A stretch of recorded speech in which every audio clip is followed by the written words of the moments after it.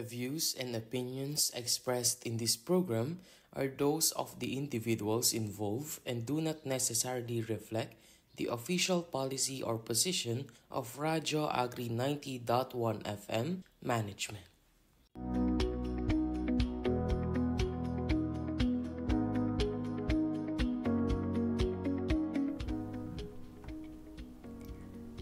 Magandang hapon po sa lahat ng ating mga listeners at syempre sa ating mga live viewers through Radio Agri 90.1 Facebook page.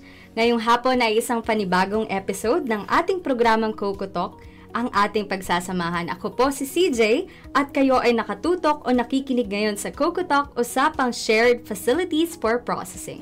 Ako naman po si Akin at ito ang programa kung saan ating tatalakayin ang iba't ibang topics, impormasyon, balita at usapin patungkol sa Coconut Farmers and Industry Development Plan, integrated processing of coconut and downstream products o shared facilities component ng Department of Agriculture, Philippine Center for Post-Harvest Development and Mechanization.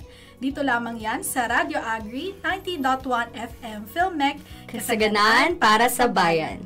Yan, bago natin i-welcome ang ating guest dito sa ating programa, batiin muna natin ng isang magandang hapon. Siyempre, ang ating Director 4, Dr. Janicio G. Alvindia, ang ating Director 3, Sir Joel V. Dator, ang Head of the CTF FMOD, Dr. Andres M. Tuates Jr., ang Chief of the Applied Communication Division, Sir Elijah Z. Davalos, and to the rest of the Division Chiefs of Filmec, magandang hapon po. Nais din po naming batiin sina Sir Jet Molek Subaba, STIPS Section Chief, Ma'am Bess G. Magararu, STID Section Chief, Applied Communication Division Staff, at sa mga bumubuo ng Filmec community. Ayan, sa ating episode po noong nakaraang linggo ay nakasama natin si Ms. Erica Daniel J. Pascual, Science Research Analyst mula sa Coconut Trust Fund, Facility Management and Operations Division or CTF FMOD ng Filmec, kung saan naibahagi niya po ang White Copra Processing Center na isa sa mga facilities na ipinamamahagi ng ahensya sa ilalim ng Coconut Farmers and Industry Development Plan. At kung gusto niyo pong balikan ang episode na yun at ang ipa po naming mga episodes, maaari niyo pong mapanood ang replays nito sa YouTube channel ng Radio Agri 90.1 FM Filmec. Yan, pero bago po tayo magpatuloy sa ating programa, ay narito po muna ang ilang impormasyon at aktibidad tungkol sa CFIDP Shared Facilities for Processing Program. Sabay-sabay po nating panoorin at pakinggan ang Coco Balita.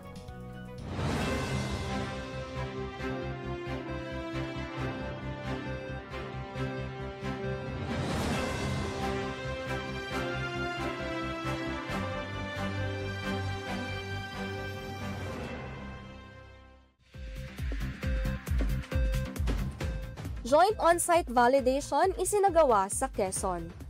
Nagsagawa ang Filmec kasama ang DA Central Office, DARFO 4A, PCA, BIFAR at Quezon PLGU ng joint on-site validation sa mga FCAs ng San Francisco at San Andres, Quezon na kabilang sa Katarungan Group. Layunin nito na makita ang kalagayan at malaman ang pangangailangan ng mga samahan. Naipakilala rin ang CFIDP Shared Facilities for Processing na makakatulong sa kanilang mga proyekto sa niyog. Mas pinatibay nito ang pagtutulungan ng mga ahensya para sa mas angkop na suporta sa mga FCAs. RTWG Validation Activity idinaos sa Iloilo. Idinaos ang Regional Technical Working Group Validation sa New Lucena, Iloilo kasama ang iba't ibang ahensya sa ilalim ng CFIDP. Layunin nitong tiyakin ang kahandaan ng napiling kooperatiba at angkop ang proyekto sa pangangailangan ng mga benepisyaryo. Isinagawa ang site validation at inspection ng mga makina upang masuri ang kondisyon at matukoy ang karagdagang kagamitang maaaring maibigay ng Filmec.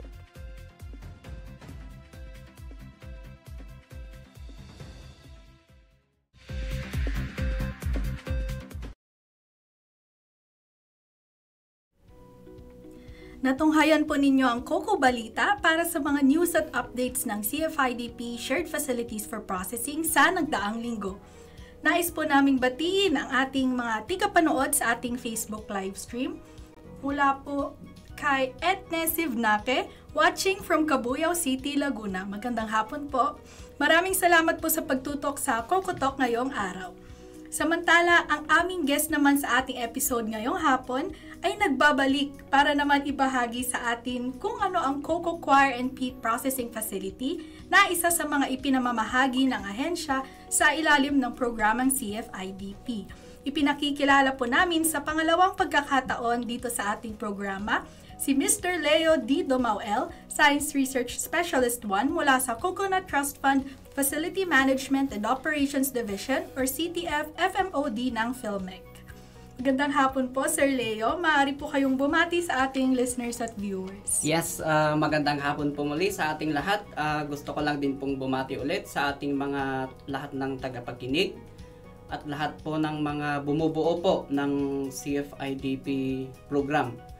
Sa mga, lalo na po sa mga suppliers, sa ating mga coconut farmers, mga cooperatives, magandang hapon po sa ating lahat. Ganon din po sa lahat po ng mga empleyado ng PhilMec na nanonood ngayon, magandang hapon po sa ating lahat. Gusto ko rin lang din pong batiin ang aming section head, ang aming superior na si Dr. Andres Tuates na kasalukuyan ay nakatravel po siya ngayon. Magandang hapon po sa ating lahat. Ayan, ngayong hapon po ay pag-uusapan natin ang mga mahalagang impormasyon tungkol sa Cocoa Coir and Peat Processing Facility. Sa pamamagitan kasi nito ay may babahagi po natin sa ating mga ka-Radio Agri, especially po sa mga interesadong coconut farmer cooperatives, kung ano ang serbisyong maaring maibigay sa kanila nitong pasilidad. Sir Leo, bago po ang lahat, maaari po ba ninyo munang ibahagi sa ating mga viewers and listeners na ngayon pa lang po nakatutok sa ating programa kung ano po ang responsibilities ninyo as Science Research Specialist 1? Bali, ako po ay sa Technical Service Unit. Kami po yung mga nagkakandak ng mga market research. Kagaya nga rin nung sinabi ko nung nakaraan. Alam nyo, medyo na-challenge ako actually nung time na nagma-market research ako ng mga equipment para dito sa ating coconut coir processing facility. Kasi mostly lahat ng equipment nito ay sa ibang bansa. Hindi po siya available dito sa atin. Maliban doon sa may iba lang na available dito. Pero mostly ay galing po sa ibang bansa. So, yun po yung ginagawa ko, ang part ko sa Technical Service Unit. May kasama naman po ako. May mga kasama naman po ako doon. Okay. Mga PR, nagagawa ng PR, purchase Opo. request, mga ganun. Bale, syempre, katulong naman po ang iba nating mga kasamaan sa CTF FMOD sa pagpe-prepare po, di ba? Tsaka Opo. yung para nga dito po sa CFIDP, Shared Facilities for Processing. Ngayon naman po, ano po ba ang Cocoa Coir and Peat Processing Facility at ano po yung mga key products nito? Actually, ang Cocoa Coir Processing Facility ay it's simply a processing facility that converts coconut husk into something valuable products na pwedeng maibinta or pwedeng magamit at pwedeng pagkakitaan ng mga coconut farmers. Ang ang coconut husk kasi actually is considered waste yan. Kumbaga, tinatapon lang o sinusunog pa nga. Yes po. Which is, hindi kasi lahat ng farmers ay nakikita nila kung ano yung value talaga ng coconut husk. Kaya, doon pumapasok yung coconut coir processing facility to convert that coconut husk into valuable products na pwedeng source ng extra income ng mga coconut farmers. Yan. Ano naman po, sir, ang mga key products? Ang mga nasa natin yun nasa screen natin. Yan. Yes. Ang key products po ng ating coconut coir processing facility ay una dito, yung coconut peat. And then, yung coconut coir. Under dun sa coconut coir, yung gagawing ano kasi yun, yung coconut coir, gagawing ano yun, twine, tali, tapos gagawin siyang geonet. Which is yung geonet kasi ginagamit yan sa mga ano, sa slope protection.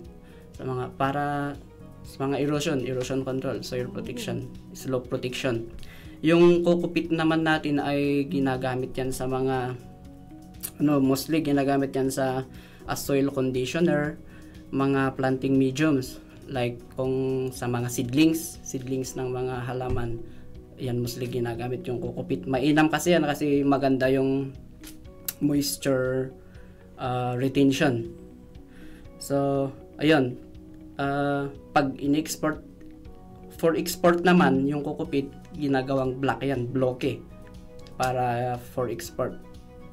So yan yung mga yun yung mga key products natin dito sa coconut coir processing facility. Yung kokopit, coco coir, at saka yung geonet. Ayan, para po sa mga nakikinig naman sa ating radyo, kasalukuyan pong naipakita din sa ating live ang iba't ibang key products po ng coco coir and peat processing facility. Ayan, sir, pwede naman po ba ninyong ibahagi sa amin po kung ano naman ang mga capacity at features po nitong processing facility? Ang capacity nitong processing facility na binibigay natin ay kaya nang mag-process ng 5,000 husk. 5,000 husk. 5,000 So parang husk per day. Same po ng iba ding mga facilities yes. din. Parang yan kasi yung standard natin yung 5,000 pieces na husk. Pwede yan ma-process within 1 day. Ibig sabihin per day po ay nakakapag-process ng ganun tuloy. kadami. Kasi alam nyo, yung ang coconut husk na yan, bulky masyado yan. Kung matambak yan sa bakuran or doon sa gilid ng processing facility, sobrang dami. Yung 5,000 na yun, madami-dami na yun. Kaya, nakatambak lang siya ba? Every talaga, kailangang ma-process yan every day. Kaya yun actually yung isang sa coconut husk, kasi pag naipon yan sa mga ilalim ng puno lang sa farm, yun nagiging problema yan as magiging cause ng mag-clogging ng ating mga drainage, ganun. Yes. Bali magiging waste lang waste. siya. Kasi waste siya. Oo. Kasi mostly ang ginagawa, ang practice actually ng mga farmers natin sa na nakita namin, yung sa farm pa lang kasi binabalatan yung niyog nila para less yung weight. Opo. Para pag ita-transport po sa ibang para lugar, less mas yung magaan. weight, yung laman lang mismo yung bubuhati ng mga farmer papunta dun sa processing facility. So yun. Ayun nga, yun yung yun yung goal actually ng ng ating coir processing facility. Ang goal is ma-lessen po yung waste. Para naman po sa features ng facility, ano po yung mga po nito? Nilalaman, yung mga ganun. Yung sa itong facility natin, syempre kasama dito yung mga equipment, iba't ibang equipment from decorticating to hanggang sa magiging geonet. Tapos kasama na rin dito yung building kung saan nakapaloob itong mga equipment. Yes. At yun nga po, tatanungin naman po namin ngayon kung pwede niyo po bang ma-explain para ang madaling maintindihan ng ating viewers at listeners, yung process flow po nitong coco coir and peat processing facility. Yes po, sige po. Nasa natin yan Actually, unang-una po, ang coconut husk kasi natin ay mas magandang i-soak muna yan sa tubig para kumbaga madaling mag-separate yung kokopit niya tapos yung fiber pag dinecorticate natin. So, ang unang machine na dadaanan ay yan po, yung decorticating and sieving. So yan, yung machine na yan yung magsiseparate ng coir niya, yung fiber at saka kokopit, at masasala naman siya dito. Yan, yung decorticating and sieving. Pagkatapos niyan, dito sa yung coconut fiber, dadaan siya sa carding para matanggal yung mga nagkabuhol-buhol. Yan. Kumbaga parang sinusuklay niya, carding machine yan. Kasi pagdating kasi dito, ito naman yung twining machine or rope making machine. Kailangan maayos yung yung malinis at saka maayos yung fiber na gagamitin natin dito para maganda yung tali na kanyang maipoproduce. So ito yung twining automatic siya actually. Pagkatapos ng twining, sa spooling naman, kailangan natin kasing gumawa ng maraming ganyan para dun sa looming. Yan yung parang ibabala natin dun sa looming, spooling. Yan yung spooling. Tapos ito naman yung looming. Yan na yung geonet natin. Yan yung parang nilalatag sa slope yung mga makikita yan sa mga ibang lugar, ginagamit sa mga roadside. Yan na po ang final product. Geonet po. Yan yung final product niya, Geonet. Bali ang standard size niyan actually ay 1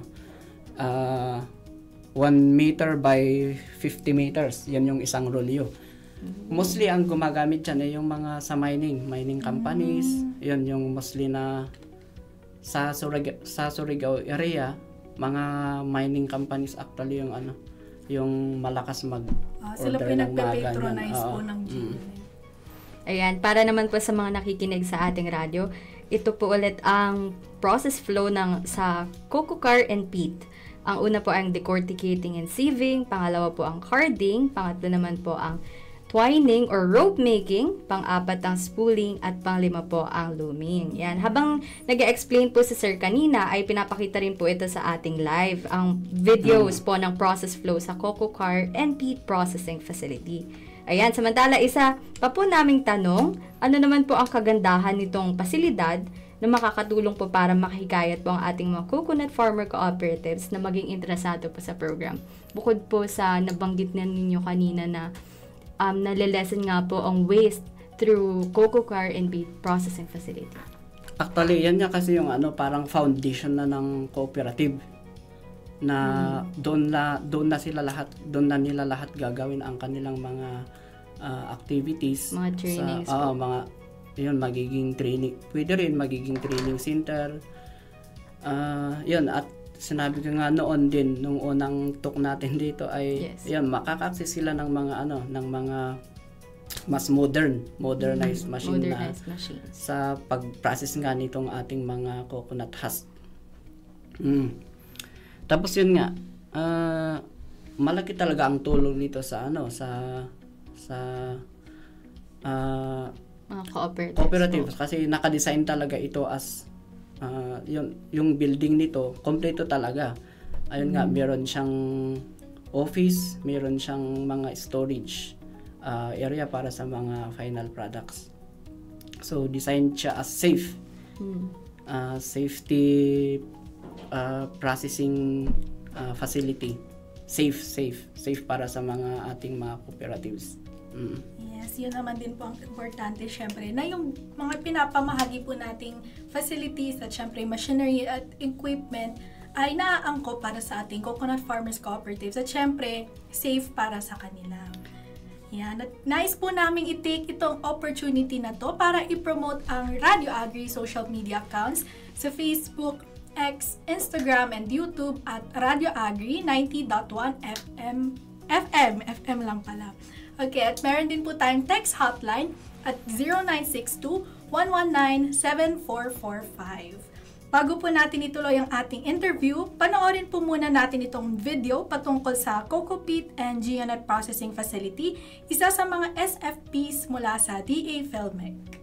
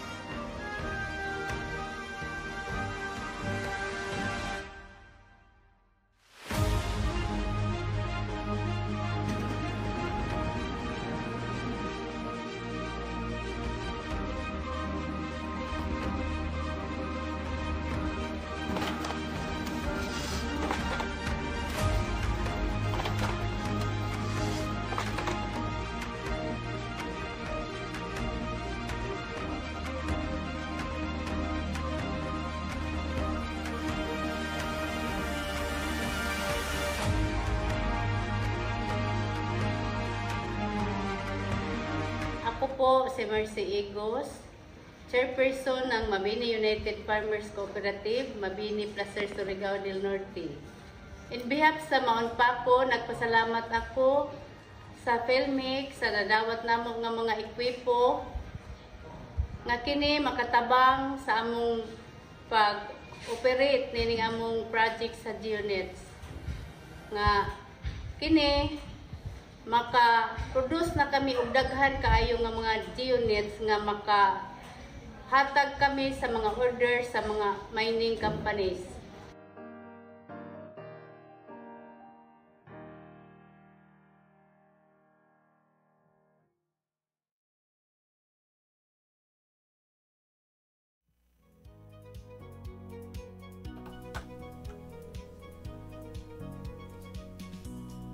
Yan, bago po tayo mag-proceed sa continuation na ating interview, nais po nating batiin ng ating mga tigapanood sa ating Facebook Live. Ayan. Shout out po from Gregorio Ablanzar, from Cantoroy Batusingit Irrigators Farmers Association. Yes. At hello po kay Ma'am Mary Rose Babingaw. Good afternoon po, Boss Leo. May greeting para sa inyo, Sir Leo. Ayan. Good afternoon din po kay Sir Jet sa Baba. Hello, Kuya. Next ay kay Patrick Paul Bumanglag, watching from Barangay Daro, Haro, Leyte. Magandang hapon po. Ayan. Good afternoon din po kay Ma'am Mary Rose Asino. At kay Sir Raras Castellano RCR, watching from Lakay, Pangalomboy Integrated Farm, Alabeng, Bani, Pangasinan. And yan kay Sir G. Trinidad. Good afternoon po. Yes, at may mga greetings tayo para sa ating guest for today. Natunghayan po ninyo ang Coco Pit and GeoNet Processing Facility na itinurn over ng Filmec noong September 11, 2024 sa Mabini United Farmers Cooperative ng Placer, Surigao del Norte.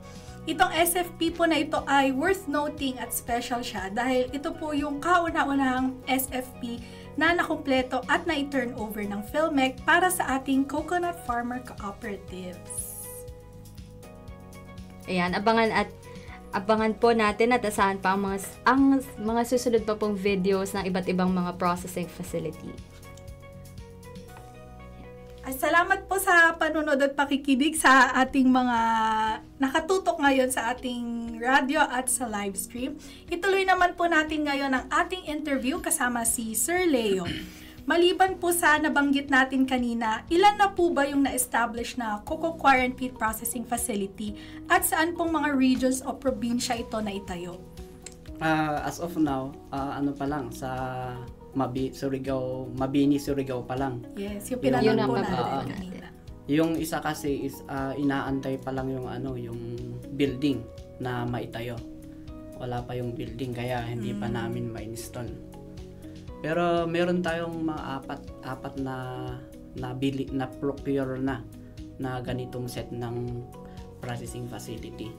Pero yun nga, ang inaantay natin is yung building na paglalagyan. Itong mga building po na to ay ang may handle pa po sa DPWH. At yung naipanood din po pala kanina ay actually yun ay existing kasi yung meron na silang existing na building po. Kaya madali din pong i-install. Binigyan na natin sila. Yun, pwede yun sa atin. Para po sa kaalaman ng ating mga interested na future beneficiaries. As long as meron silang existing na building na pwedeng paglagyan natin ng mga equipment, yun, pwede yun. Pwede na po. Ayan, ano po ang status ng mga facilities? Yung kagaya po nung nabanggit nyo nga po na ongoing pa po ang mga building. Construction ng building. Yun po, bilang kayo po ay isa sa mga madalas na bumibisita sa mga facilities during testing and training, paano naman po tinanggap ng mga coconut farmers ito pong bigay sa kanila ng Filmec na facilities through the CFIDP program? Actually, malaking pasasalamat talaga ng ating mga farmers na sila ay nakakapag-avail ng ganitong mga processing facility kasi unang-una nga ito nga ay libre Tapos malaking tulong talaga ito na ito yung parang magiging foundation nga ng mga cooperative sa lahat ng kanilang mga trabaho. Yan, tapos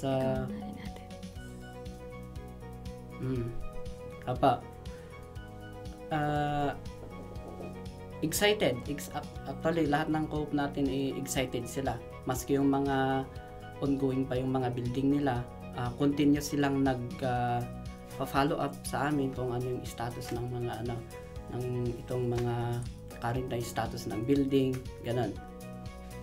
Yan. At kapag naman po nagkaroon naman sila ng problema sa machinery in the future, paano po ba yung proseso na pagsasaayos po nito at paano po sila matutulungan ng PhilMec? Since nakalagay sa program natin na 3 years tayong 3 years nating sasamahan ang ating mga cooperative para dun sa pag-ooperate ng machine hanggang sa kaya nilang mag-stand alone na gamitin yung machine at ganun din kumita sila sa paggamit ng ating machine. So yun, kung hindi talaga natin maiiwasan na yun nga maka-encounter tayo ng mga problema at meron namang warranty yung ating mga equipment, pero nasa 1 year lang yun pero after that, sabi ko nga 3 years tayo, so kung may problema man yung ating mga machinery, well coordinated yan sa atin dito sa PhilMec, and then i-coordinate din namin mismo doon sa supplier na nagbigay ng machine. Ayan, sir, meron pong isang comment mula po sa ating live. Paano daw po maka-avail ng ganitong programa or sa ganitong yung CFIDP po? Actually, ang binibigyan dito is mga cooperative groups, at saka pwede rin naman LGU. Pero pagdating sa may mga requirements actually, which is meron naman yung mga tao natin, kasamahan natin sa bawat cluster na pwedeng mag-assist sa kanila regarding sa mga requirements para maka-avail ditong ating processing facilities. Ayan, para po sa kasagutan, kailangan po ay part ng cooperative or pwede pong LGU. Pwede rin. Pwede. Yun. Mas maipapaliwanag yun ng ating mga kasamahan pagdating sa mga requirement. Meron po kaming mga kasamahan mula sa DA PhilMec sa iba-ibang clusters po sa buong Pilipinas. Lahat, region from Luzon to Visayas, per region. Meron yun hanggang region 2, region 3 to region 13. Meron lahat yan. Meron tayong naka-assign na na tao para dun sa pag-assist ng mga willing mag-avail. Ayan, sir. Ano po ang message niyo, karagdagang message po sa mga gustong maging beneficiaries? Nabanggit niyo na nga po na yung ilan sa mga requirements, ganyan. Actually, ito ay mahaba-habang project naman to. Which is 50 years to. Yes. Pang lang tayo, pang 3 years ba? 3, 4 years. 3 years pa lang po. Mahigit 3 years So, doon sa mga cooperative na parang binubuo pa yung kanilang co-op para maging eligible, ay wag po kayong mawalan mawalan ng pag-asa since ito nga ay malayo-layo pa. Matagal-tagal pa. So, malay natin kung ngayon ay hindi sila qualify, pwede next year or in the future. In the future, nila. Hanggat ma-meet po yung requirements ng DA PhilMec. Kasi tapos ang kasi nito yung lalo sa members actually. Ang members dito is kailangang 50 plus 1. Kumbaga, mas madami dapat yung coconut farmers kaysa dun sa non-coconut farmers. Na bumubuo dun sa cooperative. Yes. At meron din po tayong follow-up question para sa inyo, Sir Leo. How about po yung association, sir? Ayun, kailangan talaga nilang mag-convert into cooperative. Kailangan nila mag-convert. Yes. Kaya yun nga, kung association sila ngayon, meron tayong may mga iba namang IAs na kagaya ng mga coconut. May mga ibang IAs na pwedeng tumulong sa kanila sa pag-convert from association into cooperative. And ayun nga, pwede ring makatulong yung mga kasamahan natin doon sa sa mga area. Oo. Yes. Ayun po, gaya po ng sabi ni Sir Leo, kailangan po ay coconut farmer cooperatives po para maging benepisyaryo ng CFIDP shared facilities for processing. At katulong din po ng DA PhilMec, syempre ang ating mga partner implementing agencies para matulungan po kayo na makakomply sa mga requirements. Should you, parang kung gusto po talaga nila maka-avail. Since napakatagal na program nga naman po nito. Yan, at meron din po tayong follow-up na greeting. Thank you, Sir Leo. Pag-uusapan namin ito sa board meeting ng cooperative namin, sir. Yes, yes po. Pabuhay po kayo, ma'am. Yes. Yan po mga gusto namin na babasa, syempre. Kasi yan, as long as willing yung isang cooperative, tapos marami namang tutulong sa atin. Hindi lang tayo actually ang nagpapatakbo sa na to. Hindi lang tayo ang implementing agency sa programa na to. Kasama yan ang mga coconut, yung tawag doon? CDA. Ano yung CDA? Coconut Development. Cooperative Development Authority. Cooperative Development Cooperative. Yan, kasama natin sila. Yes, and PCA po naman ang pinaka-head ng CFIDP. Kasi yung yan po. Yes, and yun din po ang goal naman din ng Coco Talk, to reach maging aware din ng ating mga live viewers, ang ating mga listeners through radyo na may ganito pong klaseng programa na pinapatakbo ang ating agency. Yes. Na libre. Maganda to kasi parang actually ito ay parang learning learning tawag din. Platform. Information dissemination din, parang information siya. 'Di ba? Yes, at ito po from Ma'am Kath Francisco Nacion, more power po, Sir Leo. Thank you, ma'am. Thank you. Yes. Yan. Maraming salamat po, Sir Leo, sa mga na-share ninyo sa ating mga listeners and viewers ngayong hapon. Baka may mga gusto pa po kayong batiin o pasalamatan bago tayo magpaalam.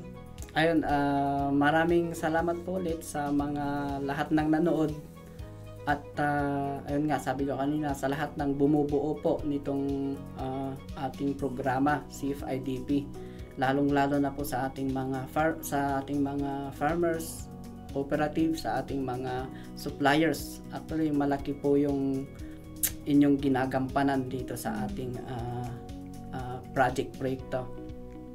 Mabuhay po tayong lahat. Ayan, maraming salamat po sa pakikinig. Mangyaring i-like at i-follow po ang aming official Facebook page at PhilMec CFIDP SFP para po sa mga karagdagang information at news and updates. Muli ako po si CJ at kayo ay tumutok sa Coco Talk, usapang shared processing facilities. Tuwing Webes po yan mula alas 3 hanggang alas 4 ng hapon. Ito po ang programa kung saan ating tatalakayin ang iba't ibang topics, impormasyon, balita at usapin patungkol sa Coconut Farmers and Industry Development Plan Integrated Processing of Coconut Downstream Products o Shared Facilities component ng Department of Agriculture, Philippines Center for Post-Harvest Development and Mechanization. At ako naman po si Akin. Samahan ninyo kaming muli sa susunod na linggo tuwing Thursday po yan. Dito lamang sa Radio Agri 90.1 FM PhilMec, Kasaganan para sa bayan.